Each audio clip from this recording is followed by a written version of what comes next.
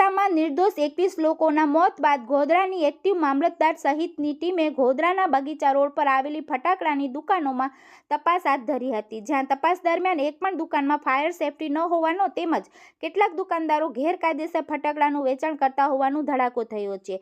જોકે તપાસના પગલે કેટલાક દુકાનદારો તો મામલતદાર તપાસ માટે પહોંચે એ પહેલા દુકાનના શટર પાડી રફુચક્કર થઈ ગયા હતા. આથી લાયસન્સ વિના ધમધમતી 11 ફટાકડાની દુકાનોને નોટિસ ફટકારી સીલ મારી દીધું હતું. ત્યારે સવાલ એ છે કે આગ લાગે ત્યારે જ તંત્ર કે અધિકારીઓ કૂવો કેમ ખોદે છે, પાણી પહેલા કેમ પાળ બાંધતા નથી. ડીસામાં બનેલી આગની ઘટના એ પહેલી ઘટના નથી. આ પહેલા પણ આગની અનેક ઘટનાઓ બની ચૂકી છે, જેમાં ઘણા નિર્દોષ લોકોએ જીવ પણ ગુમાવ્યા છે. નિર્દોષોના મોત બાદ જ કેમ તંત્ર જાગે છે? કારણ કે તપાસ દરમિયાન આ તમામ ફટાકડાની દુકાનો લાંબા સમયથી નીતિ નિયમોનું ઉલ્લંઘન કરી ધમધમતી હોવાનું બહાર આવ્યું છે. ત્યારે આ તમામ દુકાનો ફટાકડાથી ભરેલી હોવા છતાં કેમ તંત્ર દ્વારા નિયમોનું પાલન કરાવવામાં ન આવ્યું, તે પણ એક સવાલ ઊભું થઈ રહ્યું છે.